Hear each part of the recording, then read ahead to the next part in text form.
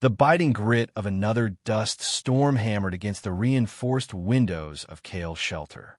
He watched the swirling orange clouds through the smeared glass, calculating how many more days until the storm would pass, and he could resume his scavenging. 3, maybe 4, if the atmospheric pressure readings were accurate. On a resource-depleted moon like Xylos, time spent indoors was time wasted. Kale's fingers absently traced the worn edge of his water purification system's control panel. Water was life on this forsaken rock, more valuable than the abandoned mining equipment he salvaged, more precious than the rare mineral deposits he occasionally stumbled upon. The hydroponic setup he'd cobbled together from scavenged parts kept him alive, producing enough clean water and nutrient paste to sustain a solitary human. Just enough for him and no more. That was how he preferred it. Alone, self-sufficient, no attachment, no disappointment. Xylos had been abandoned by the major mining corporations a decade ago after being stripped of its primary resources. Only scavengers, outcasts, and the truly desperate remained. People like Kale who had reasons to disappear from more civilized worlds. The harsh environment and dwindling resources ensured most didn't last long. Kale had survived 7 years, longer than most, by keeping to himself and trusting no one. The perimeter alarm's soft ping pulled him from his thoughts. Movement near the eastern storage unit, where he kept his water reserves. Probably just debris blown by the storm, but Kale knew better than to assume. Survival meant vigilance. He grabbed his pulse rifle and secured his breath mask. The toxic particles in Xylos' atmosphere could scar lung tissue within minutes of exposure. Checking the external cameras revealed nothing but swirling dust, but the motion sensors didn't lie. Something or someone was out there. Kale slipped through the airlock, the pressurized door hissing shut behind him. The wind immediately battered his body, threatening to knock him off balance. He crouched low, following the shelter's outer wall toward the storage unit, his boots leaving deep impressions in the dusty surface that were erased almost instantly by the howling wind. When he reached the storage unit, he noticed the external lock had been tampered with. Amateur work, but effective enough to bypass the first layer of security. Kale readied his rifle and pulled the door open in one swift motion. A figure darted from the shadows, clutching something against its chest.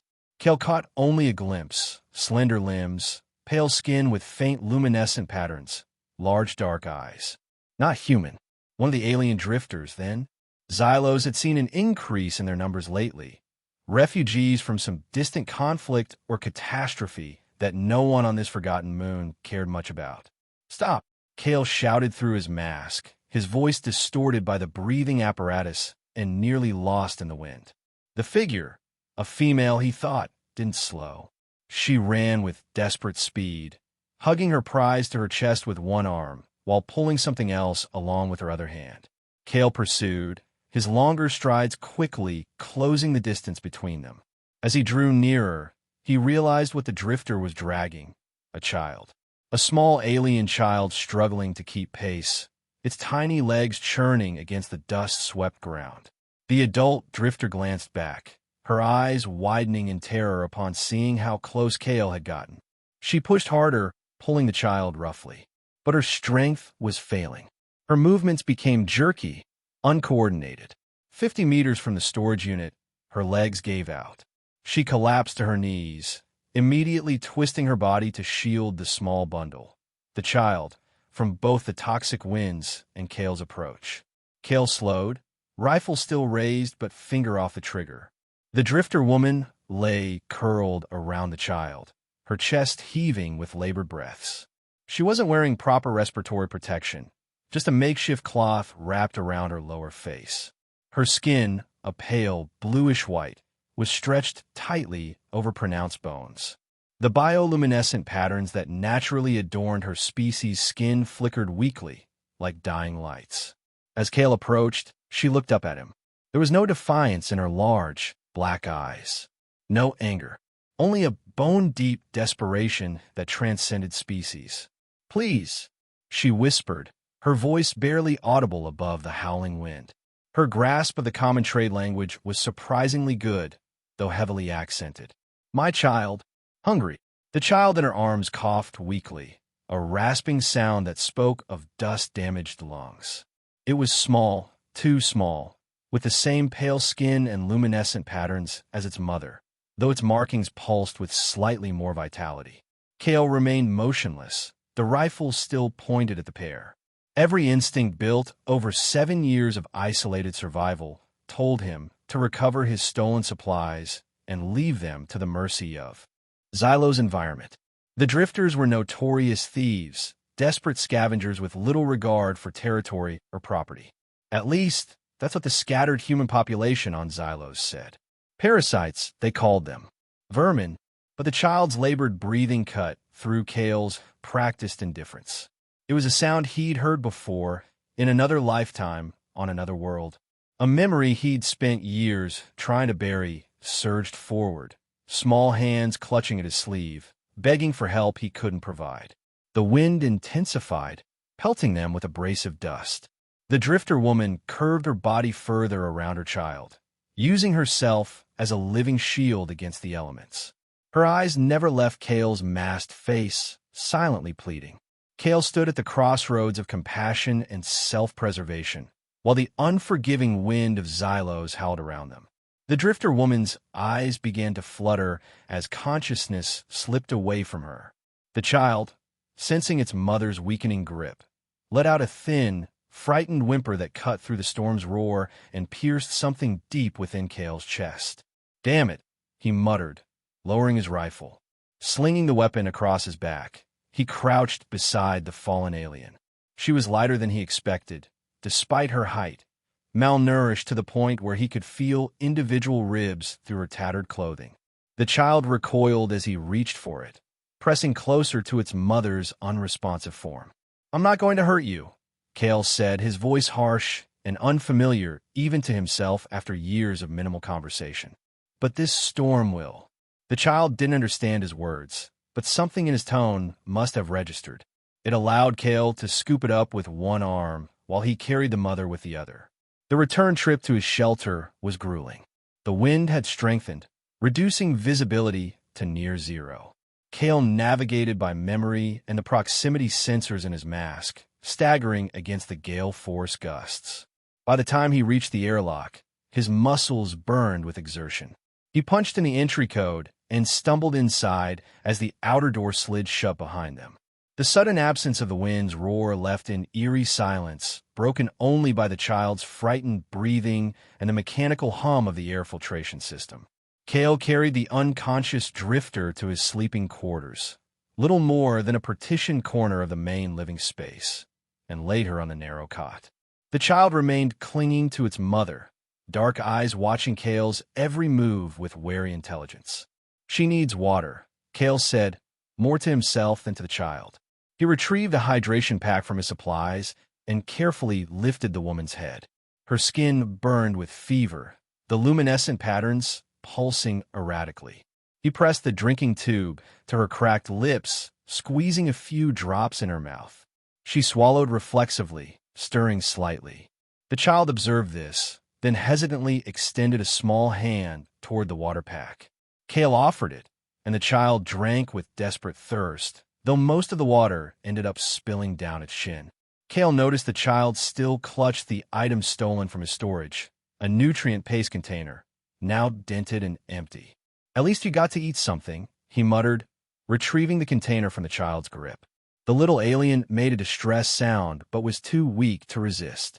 Kale prepared more nutrient paste, a bland, greenish substance designed to provide all necessary sustenance while tasting like absolutely nothing.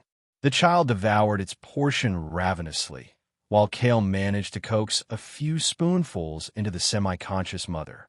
With their immediate needs addressed, Kale retreated to the opposite side of the shelter, maintaining a deliberate distance. He busied himself checking the integrity of his shelter's seals against the storm, all while watching the aliens from the corner of his eye. The child eventually curled up against its mother's side and fell into an exhausted sleep. The woman drifted in and out of consciousness, occasionally murmuring words in a language Kale didn't understand. Once, she reached out with a trembling hand, her eyes briefly focusing on him before slipping closed again.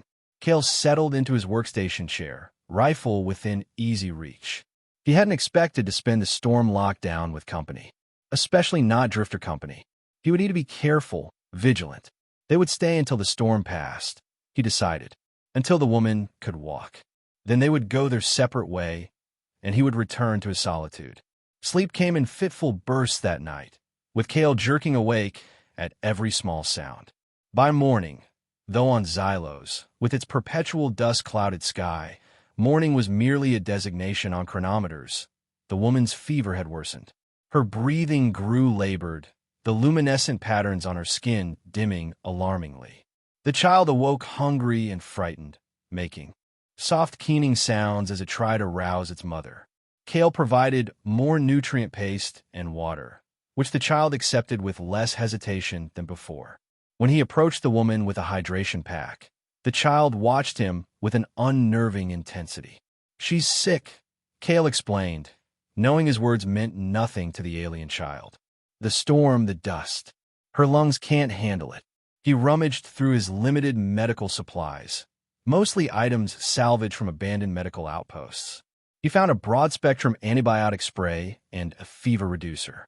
They were formulated for humans, but he'd heard that drifter physiology was similar enough that most human medications wouldn't harm them, even if the efficacy varied.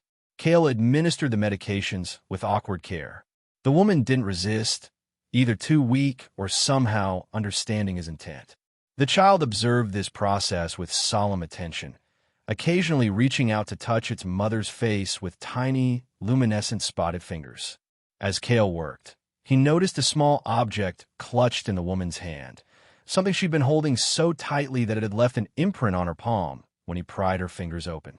It was a carved piece of some polished material, neither stone nor metal, but something in between. Intricate symbols covered its surface, and it was attached to a frayed cord, suggesting it had once been worn as a pendant. The woman's eyes fluttered open as he examined the object. Her hand weakly closed around his wrist. "Alara," she whispered.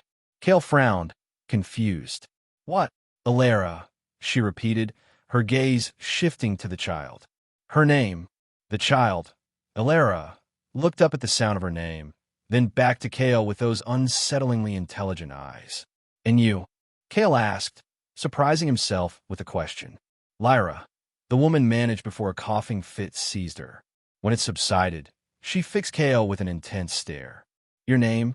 After a moment's hesitation, he answered, "Cale." Lyra nodded weakly, as if committing the name to memory, then slipped back into an uneasy sleep. Cale placed the carved pendant on a small shelf within her reach, unsure why he felt compelled to treat the obviously precious object with such care. The storm continued unabated for 3 more days. Cale established a routine of sorts, checking Lyra's condition, providing food and water, maintaining the shelter systems. He kept his distance from Alara when possible, but the small alien followed him with curious eyes, occasionally trailing him around the shelter at a cautious distance. On the 3rd day, Lyra's fever broke. Her breathing eased, and the luminescent patterns on her skin began to pulse with more regularity. When she fully regained consciousness, Cale found her sitting up in the cot, Alara nestled against her side. "Thank you," Lyra said simply. Cale nodded stiffly. "The storm should break tomorrow. Once it's safe to travel, you'll need to move on." Lyra's large eyes studied him. "Where would you suggest we go?" The question caught him off guard. "That's not my concern," he said, more harshly than intended. "There's an outpost about 40 kilometers south. Other humans, maybe some of your kind." "Drifters," Lyra said, her tone flat. "That is what your people call us. It's what you are, isn't it? Drifting from place to place, taking what you need." Cale regretted the words as soon as they left his mouth, but pride kept him from retracting them. Lyra's luminescent patterns flashed briefly brighter, a sign of emotion, he guessed. "We had a name once. A world. Both are gone now." She stroked Alara's head gently. "We do not drift by choice." An uncomfortable silence filled the shelter. Cale turned away, busying himself with an inventory of his supplies. The storm had delayed his scavenging schedule, and now he'd used more resources than planned, supporting 2 additional lives. He would need to venture farther afield once the weather cleared, risking the more unstable regions of abandoned mining operations. "I can help," Lyra said, breaking the silence. "To repay what we've taken." Kale glanced back at her. "You can barely stand." "I am stronger than I appear," she replied. "And I have skills that might be useful to you." "What skills could a DRI?" Kale caught himself. "What skills do you have that I would need?" In answer, Lyra carefully extricated herself from Alara's sleeping form and crossed the shelter to where Kale had been struggling with a malfunctioning purification filter. Her movements were still weak, but more coordinated than he expected. She examined the device with knowing eyes. "Your filtration matrix is degraded," she said. "The mineral content of Xylo's water is particularly corrosive to this model." Kale raised an eyebrow. "You know water purification systems?" Lyra's patterns pulsed in what might have been amusement. "On my world, water was scarce. I was a hydroengineer before." Her voice trailed off, the luminescence dimming momentarily. "I can modify this to better withstand local conditions if you have the necessary components." Skeptical but intrigued, Kale allowed her to examine his stockpile of salvaged parts. To his surprise, Lyra identified several components he had dismissed as worthless that could be repurposed for the filtration system. Her thin fingers worked with practiced precision despite her weakened state, disassembling and reassembling the device with modifications that Kale had to admit showed considerable expertise. When she finished, the purification system hummed with noticeably more efficiency. Kale tested the output water, cleaner than it had been in months. "Impressive," he acknowledged reluctantly. Lyra swayed slightly, the effort having taxed her recovering strength. "There is much I could help with," she said, "if you would allow us to stay until Alara is stronger." Kale wanted to refuse immediately. Having them here was a complication, a risk, an unwanted responsibility. But he found himself saying, "We'll see how things look after the storm passes." That night, as Lyra and Alara slept on his cot, Kale sat at his workstation, staring at the storm data on his screens without really seeing it. Instead, his mind turned over the problem these unexpected guests presented. Harboring unregistered aliens, especially drifters, violated colonial authority regulations. If discovered, he could lose his scavenging license, meager though its protections were. Worse, the drifters themselves could face detention or deportation to one of the harsh labor colonies where their kind were often sent. Not that regulations meant much on a forgotten moon like Xylos, where colonial authority presence was minimal at best. But the human outposts largely policed themselves, and sentiment against drifters had hardened as resources grew scarcer. Kale glanced at the sleeping figures.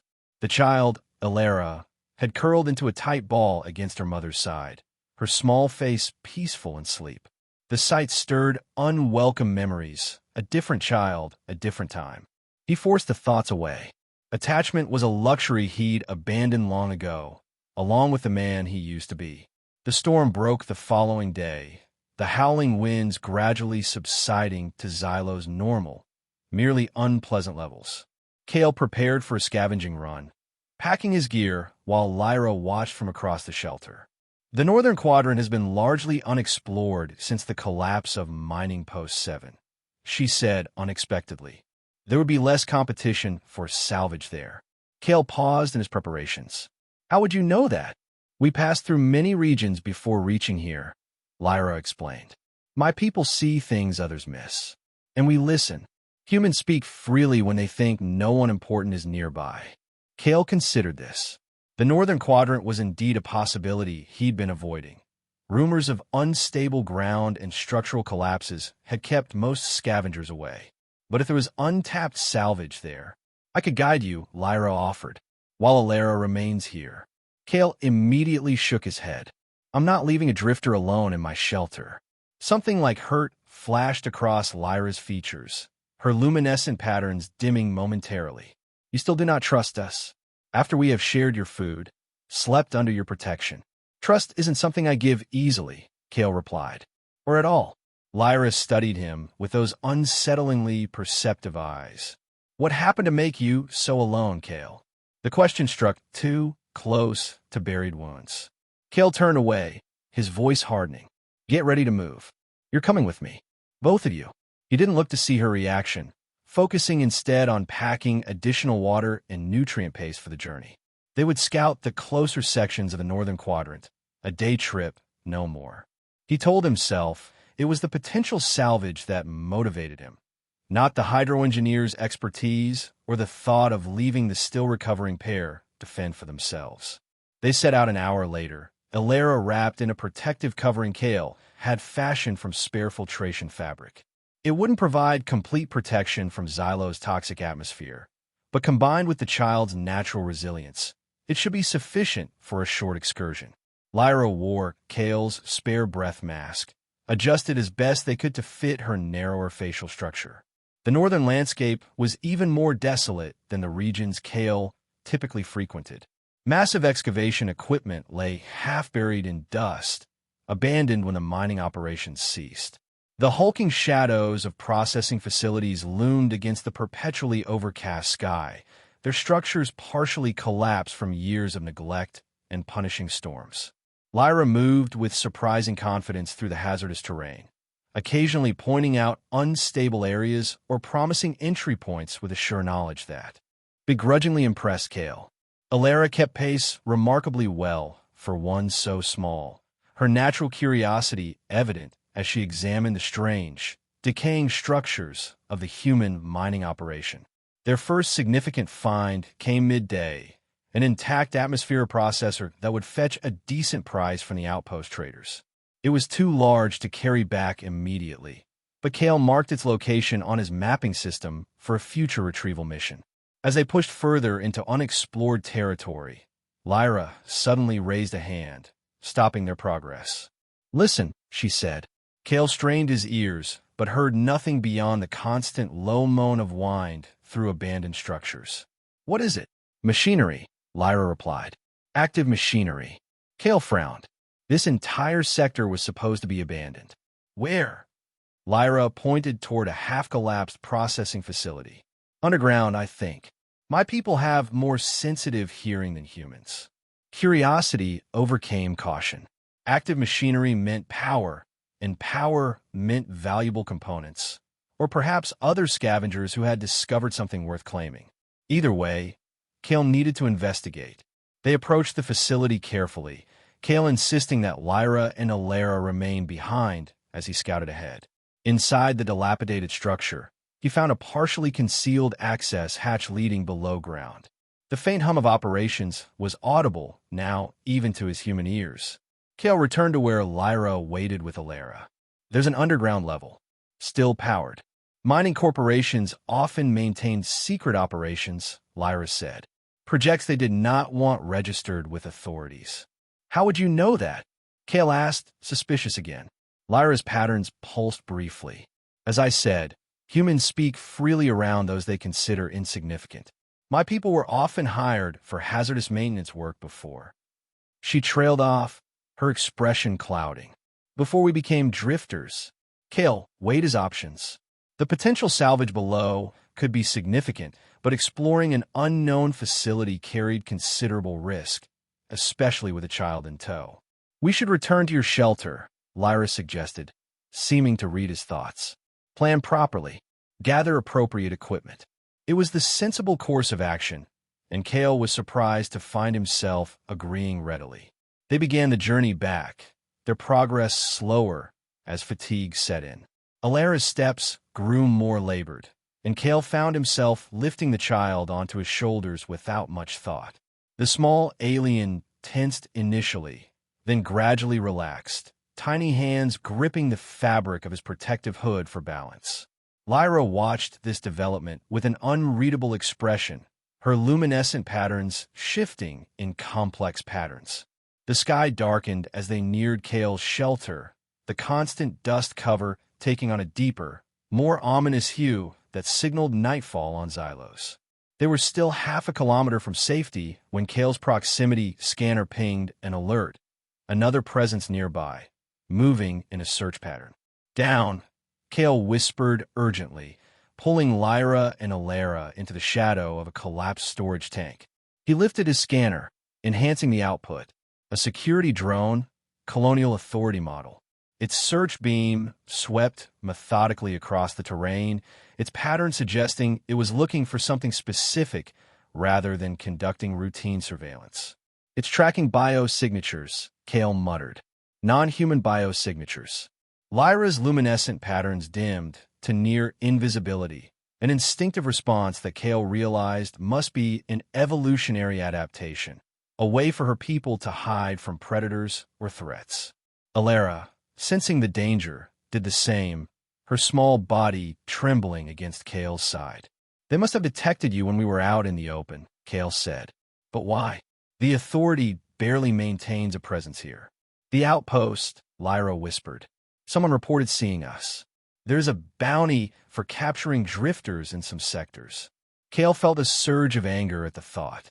Bounty hunting was technically illegal under colonial law, but enforcement was lax in frontier zones.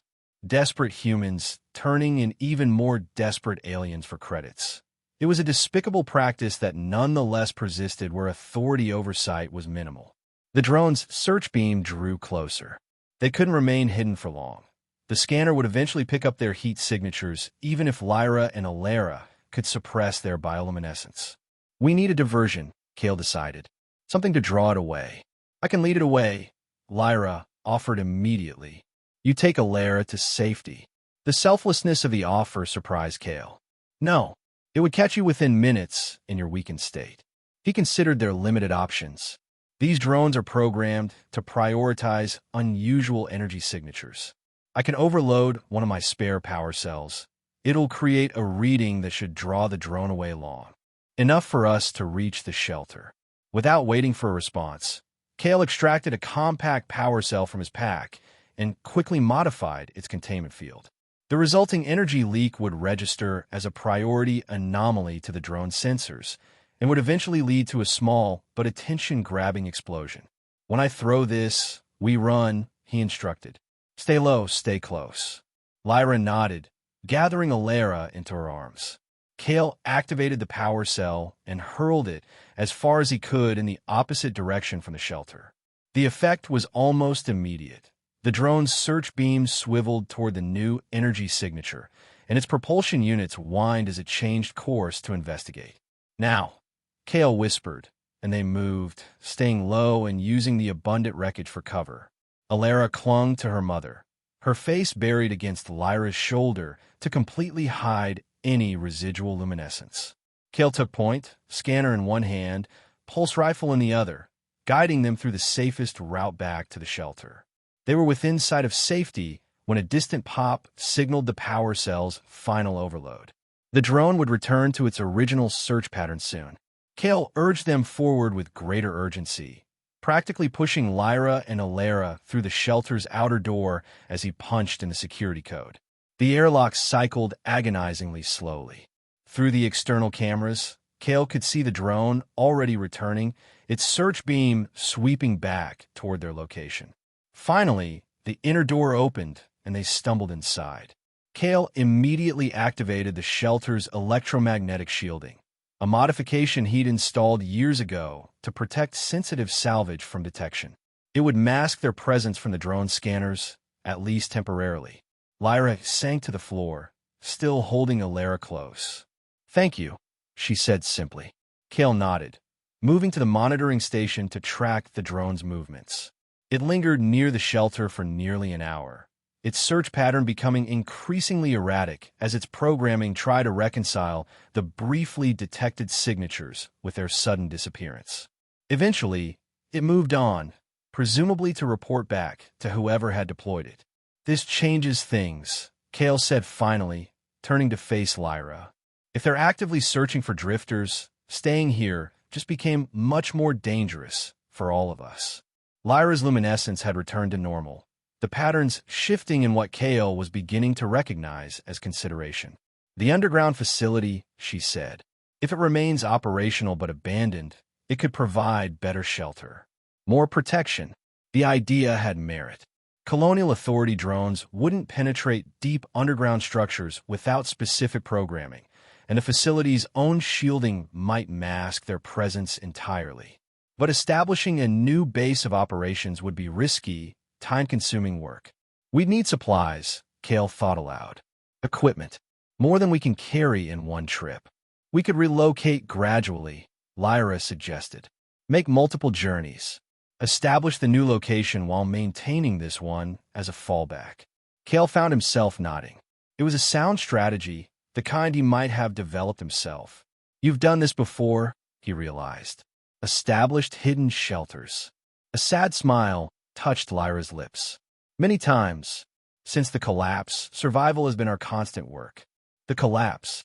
Lyra hesitated, then reached for the carved pendant she kept close. Our homeworld, Lyraxis.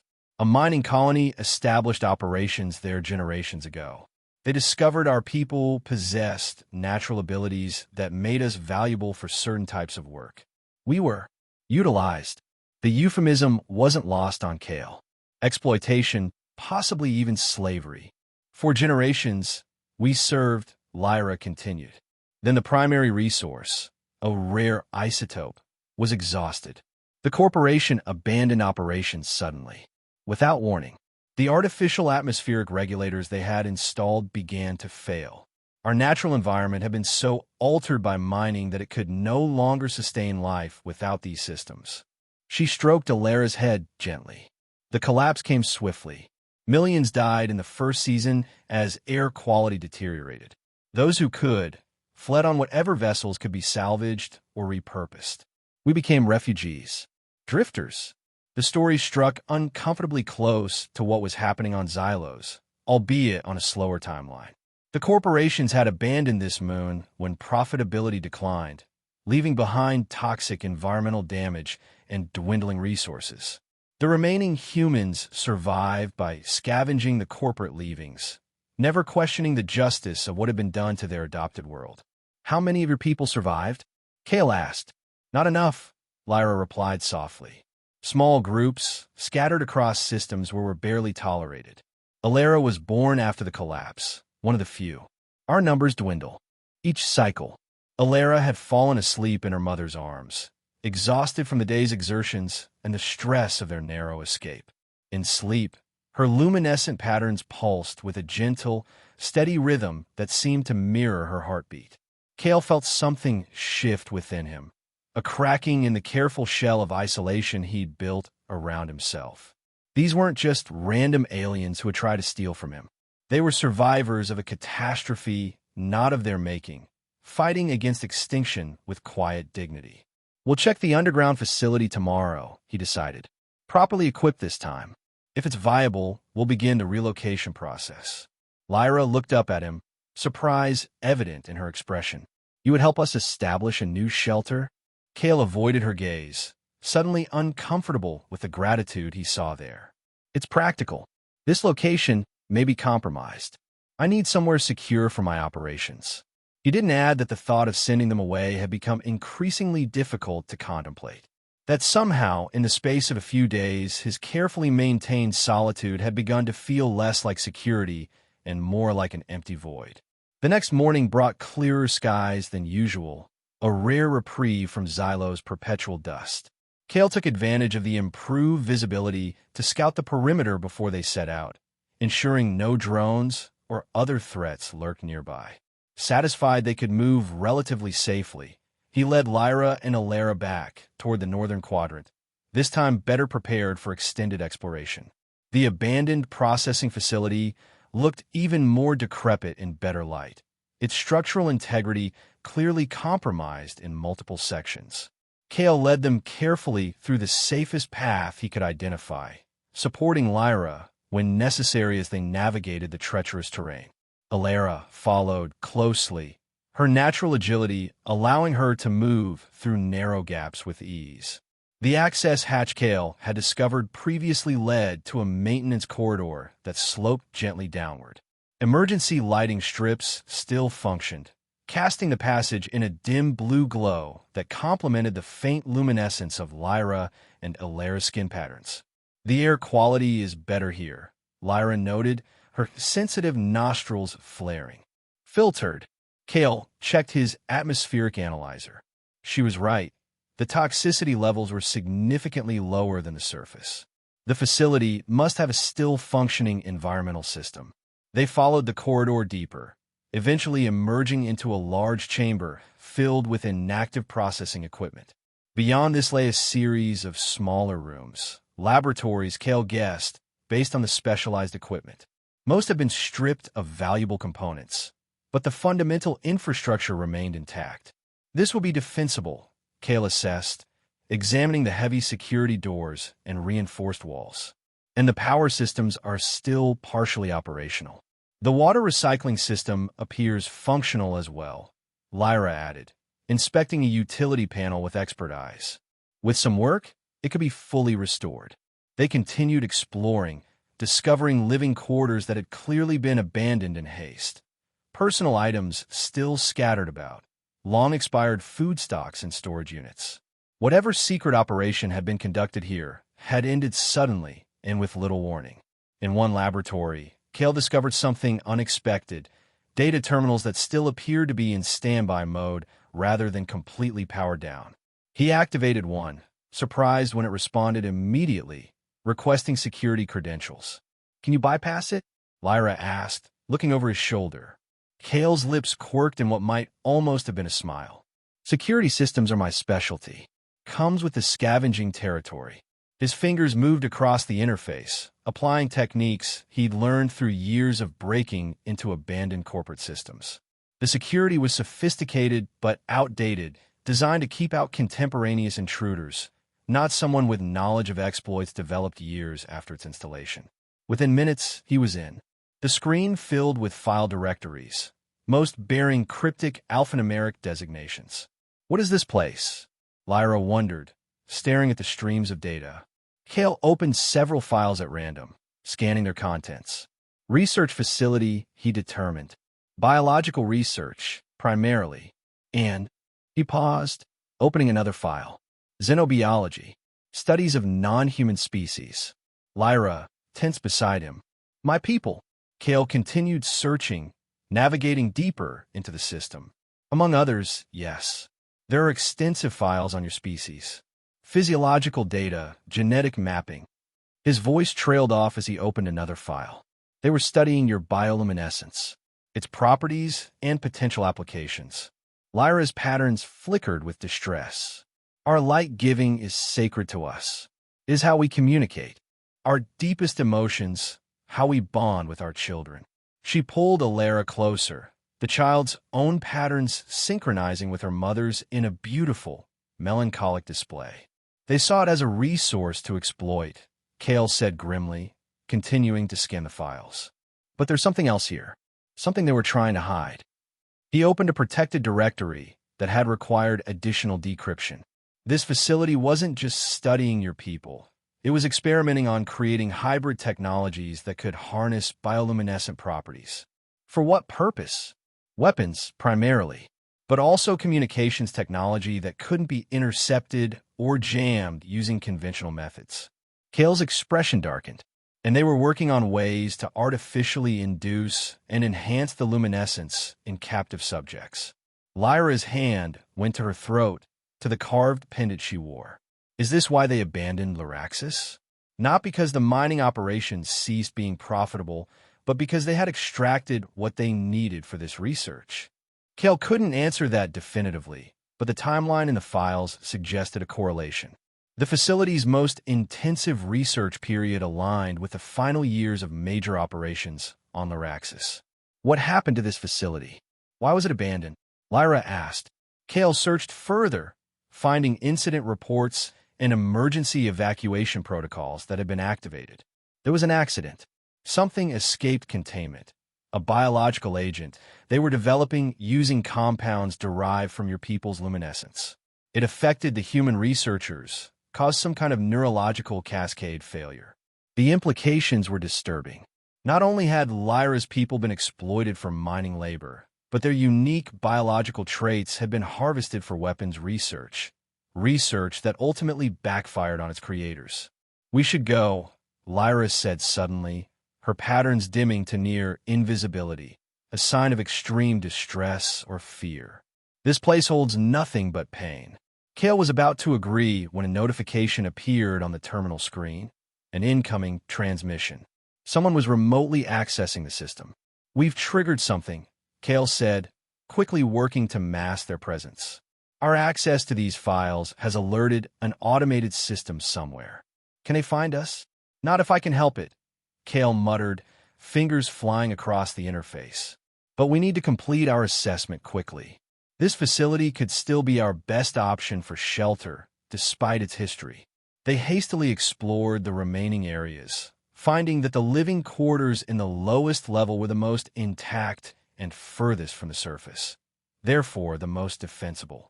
The environmental systems were functional enough to provide breathable air and recycled water. And with Kale's scavenging expertise, combined with Lyra's engineering knowledge, they could likely restore most essential systems to full operation. It would work, Kale admitted reluctantly. "Better than my current shelter in many ways." Lyra nodded, though her luminescence remained subdued. "The ghosts of what happened here trouble me, but survival must take precedence over comfort." They gathered what useful items they could carry and began the journey back to Kale's shelter, planning to return with more equipment once they'd had time to fully process what they'd learned and prepare properly. The trek back was tense, with Kale constantly scanning for drone activity, but they encountered no further surveillance. Once safely back in the shelter, Lyra sat with Alara, speaking softly to the child in their native language. Their patterns synchronized in complex waves that Kale realized must be a form of communication as important as their spoken words. "She's afraid," Lyra explained, noticing Kale's observation. "She senses my distress about what we found." "Children are perceptive," Kale said, the words bringing unwanted memories to the surface. Lyra studied him. "You speak from experience."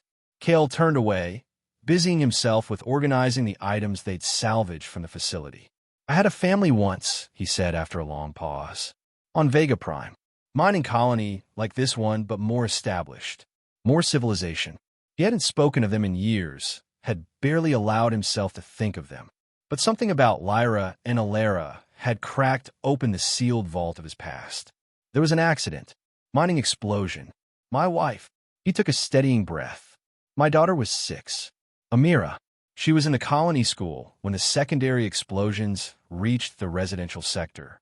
I was off-world on a supply run. "I am sorry," Lyra said softly. "I couldn't save them," Kale continued, the words coming easier now, like poison being drawn from an old wound. "I wasn't there. When I returned, there was nothing left. No one to blame. The company had followed proper safety protocols. No one to fight. Just emptiness." Alara had moved from her mother's side and now stood near Kale, her head tilted as she studied him. Slowly, deliberately, she reached out a small hand and touched his arm. Her luminescent patterns shifted to a gentle pulse that somehow conveyed understanding beyond her years. "She feels your sorrow," Lyra explained. "Our light giving allows us to sense and share emotions. It is why we bond so deeply with our own and can form connections with others who allow it." Kale looked down at the small alien child, her large eyes fixed on his face with solemn compassion. Something shifted in his chest, a knot of grief and rage that had been his constant companion for 7 years loosened infinitesimally. "After the accident, I couldn't bear to be around people anymore," he continued, surprised at his own candor. "Their pity, their awkward attempts at comfort. I took the insurance payout and disappeared. Ended up here, where no one knew me or my story. Where I could just exist, without expectations. Grief can be an isolating force," Lyra agreed. "After the collapse, many of my people chose solitude rather than face our collective loss together. But isolation rarely heals.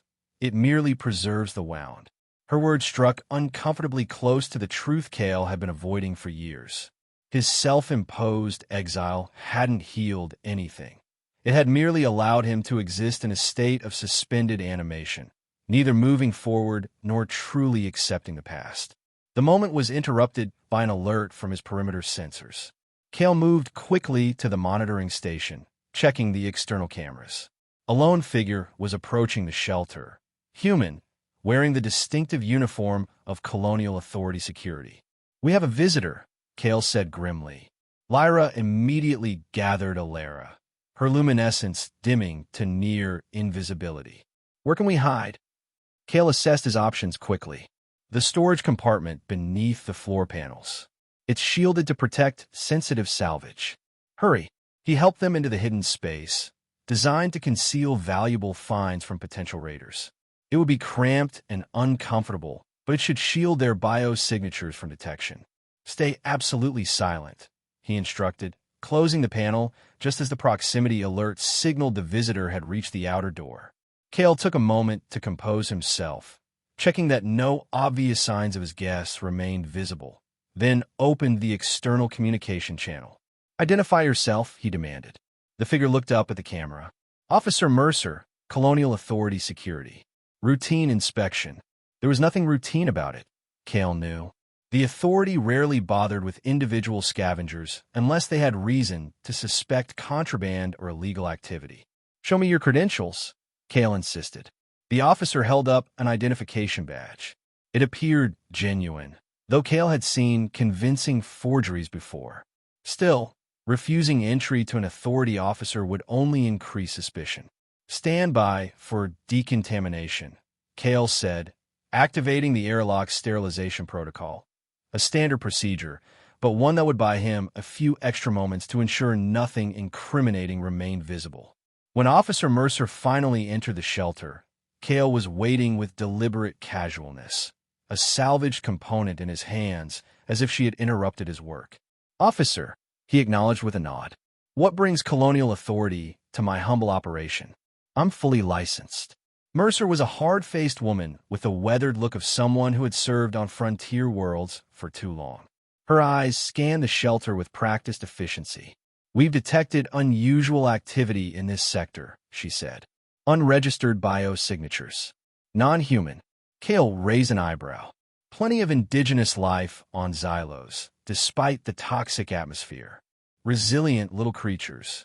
My sensors pick them up occasionally." "These weren't indigenous life forms," Mercer countered. "The signatures match known drifter patterns." Cale shrugged. "Haven't seen any. Wouldn't want to either. Nothing but trouble, those drifters." Mercer studied him, clearly assessing the truth of his statement. "Mind if I look around?" Standard procedure. It wasn't a request. Cale gestured expansively. "Be my guest." "Not much to see." Mercer conducted a methodical search, examining each section of the shelter with thorough professionalism. When she approached the area where the floor panel concealed Lyra and Alara, Cale felt his heart rate increase, but maintained his outward composure. "What's under here?" Mercer asked, tapping the panel with her boot. "Storage," Cale answered truthfully. "Valuable salvage. Components that would degrade if exposed to Xylo's atmosphere too frequently." Mercer seemed to consider this, then knelt to examine the panel's edges. "Mind opening it up?" Cale hesitated just long enough to seem naturally reluctant, rather than suspicious. "Those are my livelihood, officer. Some quite rare.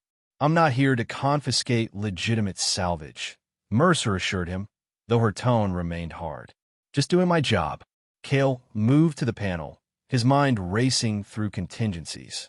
The compartment was divided into sections. If he opened only the front portion, he might be able to keep Lyra and Alara concealed in the rear section. He entered a sequence on the panel's small security pad, and the front half slid open, revealing an assortment of carefully organized components: power cells, processor cores, and environmental regulators.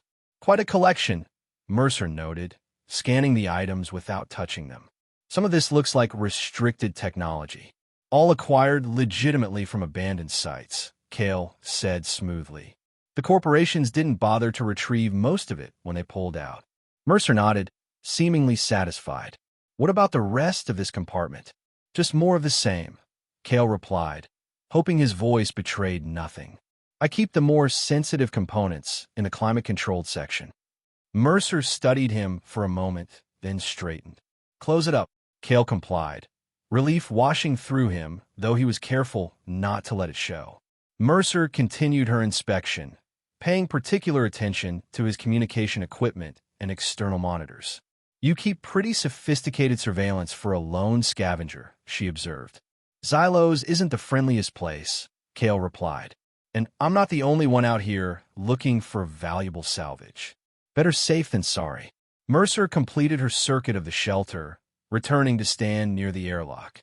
"Your security clearance checks out, and I don't see anything immediately concerning. But I should tell you that we've increased patrols in this sector. There have been reports of drifter groups establishing hidden settlements on abandoned worlds."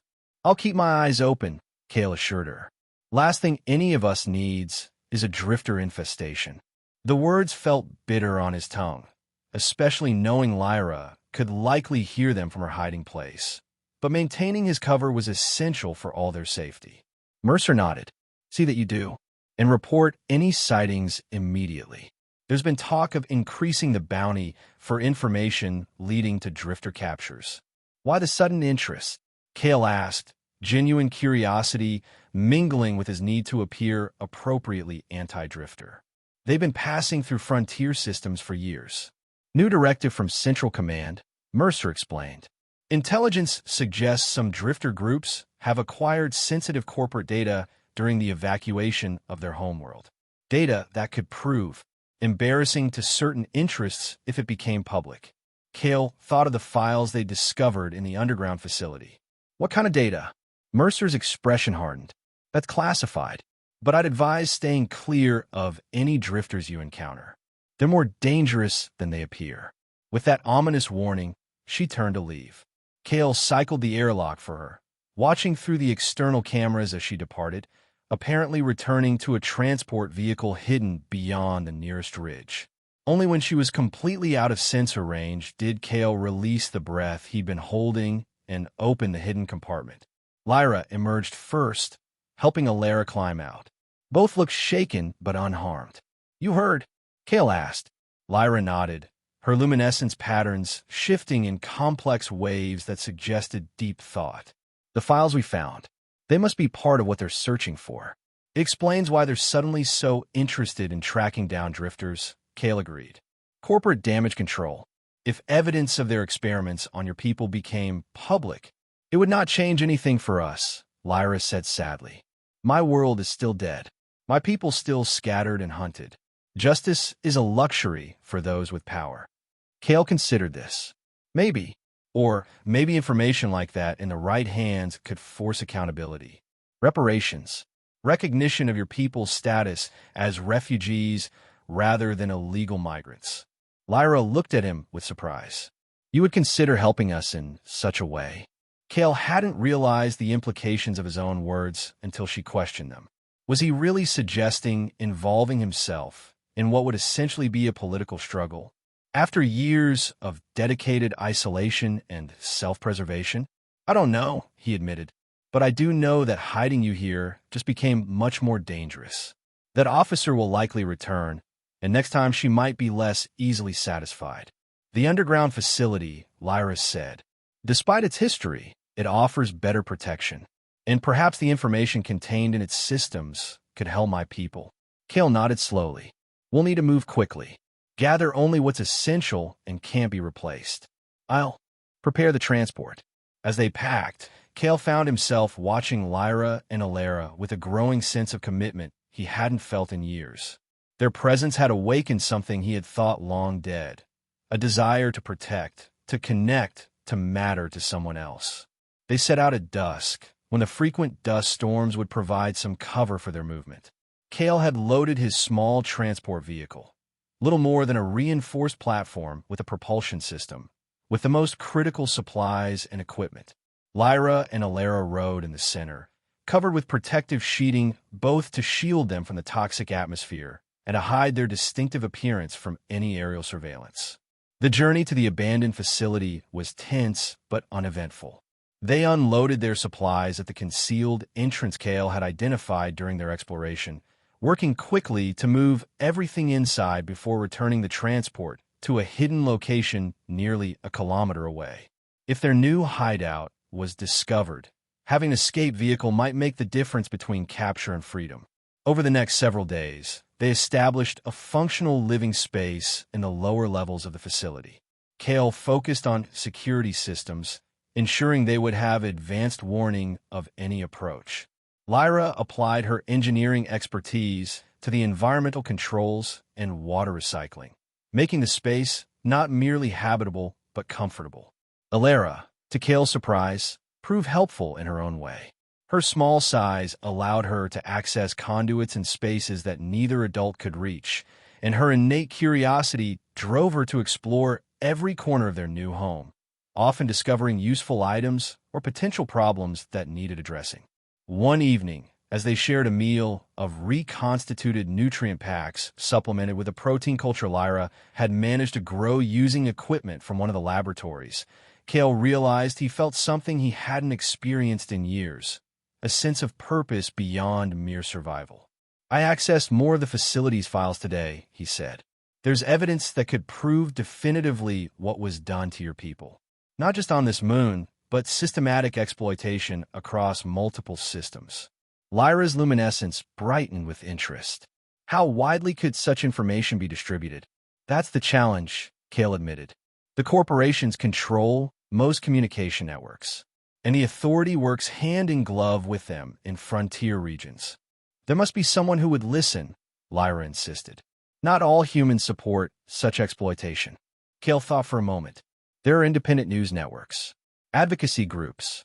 They're constantly battling corporate censorship, but they exist, and I know someone from before who might help." He hadn't thought of Saren in years, his former colleague who had chosen activism over self-preservation after the mining disaster that claimed Kale's family. "You would do this for us?" Lyra asked, her large eyes studying him intently. "For my people?" Kale met her gaze. "For Alara," he said simply. "For her future." The child looked up at the sound of her name, her luminescent patterns pulsing in a gentle question. Lyra responded with a matching pattern, a silent communication that brought a smile to the child's face. "Then we must prepare carefully," Lyra said. "If we are to challenge those who hunt us, we must ensure the evidence is irrefutable." They spent the next week compiling and organizing the data from the facility systems. Kale established a secure communication protocol that would allow them to transmit the information without revealing their location. Lyra added her own testimony and historical knowledge, providing context that the cold corporate data lacked. Their work was interrupted by an alert from the security system Kale had established. Movement on the surface, near the facility entrance. Multiple signatures, moving with purpose. Not a random patrol. "They found us," Kale said, checking the sensor readings. "At least 4 officers, maybe more. Heavy equipment." "How?" Lyra asked, already gathering Alara and their emergency packs, always kept ready for this possibility. Kale shook his head. "I don't know. Maybe they traced our access to the system. Maybe they've been monitoring this facility all along." "The secondary exit," Lyra suggested. "The maintenance tunnel we discovered." "It's our best option," Kale agreed. "But it leads away from where I hid the transport." "We'll have to continue on foot," Lyra said grimly. "At least until we're clear of their search area." Kale quickly downloaded all the compiled data onto a portable storage device, then wiped the facility's systems of any trace of their presence. "Ready?" Lyra nodded, her luminescence dimmed to barely visible levels. Alara clung to her mother, silent but alert, her own patterns similarly subdued. They moved swiftly through the lower levels, following the route they had established during their explorations. The maintenance tunnel was narrow and poorly lit, but offered a direct path to a surface exit nearly half a kilometer from the main entrance where the authority officers were converging. They had nearly reached the exit when footsteps echoed from ahead. Someone was entering from the surface.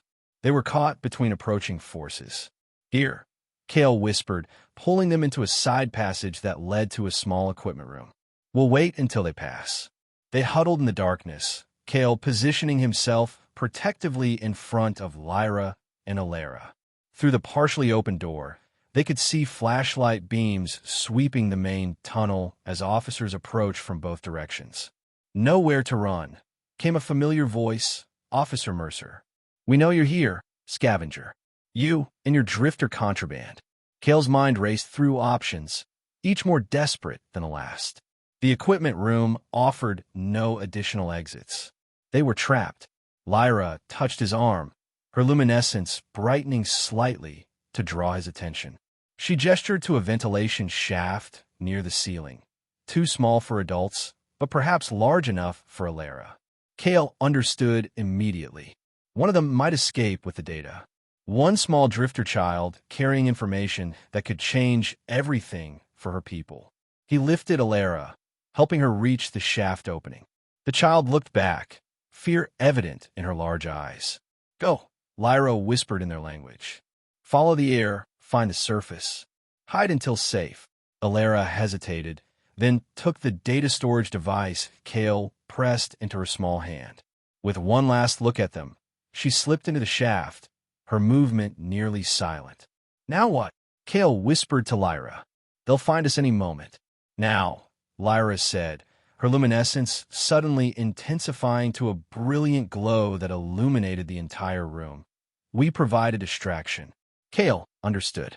They would draw all attention to themselves, giving Alara the best chance to escape unnoticed.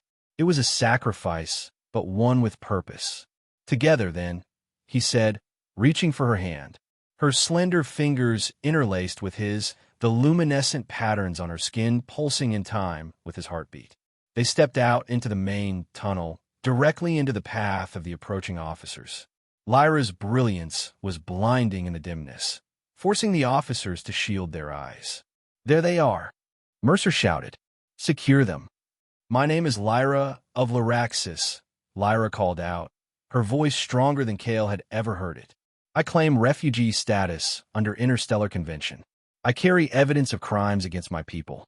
The officers hesitated, clearly surprised by the direct confrontation and formal legal claim. Mercer pushed forward, her weapon raised. "You're in violation of multiple regulations," she growled.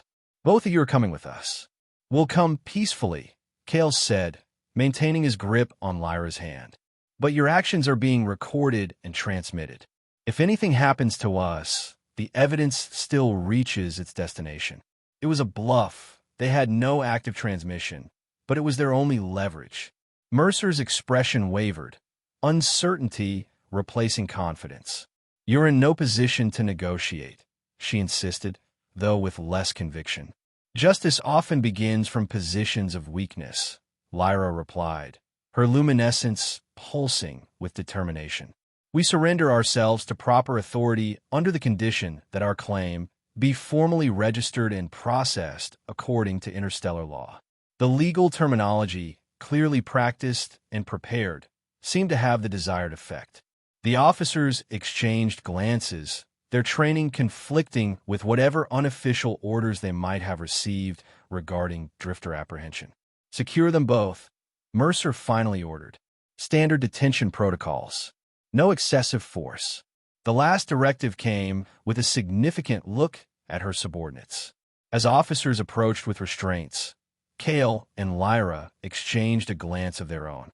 Whatever happened next, Alara had a chance. The data had a chance. It was more hope than either had dared to imagine just weeks ago when Lyra had collapsed outside Kale's shelter, begging for help for her hungry child. The restraints closed around Kale's wrists, but the cold metal couldn't touch the warm certainty that had bloomed in his chest. For the first time in 7 years, he was part of something larger than his own survival. He had found, in the most unlikely of places, a purpose worth sacrificing for. As they were led toward the surface, Lyra's luminescence dimmed to a gentle glow, no longer a beacon, but a steady light. Kale knew without asking that she was projecting her presence, helping Alara sense which direction to avoid as the child hopefully made her own way to safety. The harsh light of Xylo's dust-filtered day greeted them as they emerged from the facility. Transport vehicles waited, emblazoned with colonial authority insignia. Kale felt a moment of déjà vu, once again being processed by authorities after a life-changing event. But this time, the emptiness that had consumed him after losing his family was absent, replaced by a fierce determination. As they were directed toward separate vehicles, Lyra turned to him one last time. Her luminescence pulsed in a pattern he had come to recognize. Not fear or sorrow, but connection. Promise. The light finds its way through even the deepest darkness, she said softly. Thank you for being our shelter, Kale. The officers pulled them apart, but Kale carried the warmth of her words with him as he was secured in the transport. Whatever came next, detention, interrogation, perhaps worse, they had given Alara a chance. They had created, however briefly, a true shelter for each other. Not merely a place of walls and environmental controls, but a haven of understanding and shared purpose. And somewhere on the harsh surface of Xylos, a small drifter child with luminescent patterns moved silently through the dust, carrying with her not just data that might change the fate of her people, but the memory of two adults, one human, one drifter, who had found in each other the courage to stand against a tide of indifference and fear. Alara was no longer hungry, no longer merely surviving. She carried with her a new kind of nourishment, hope for her people, and the knowledge that sometimes, even in the harshest environments, compassion could bloom from the most unexpected encounters.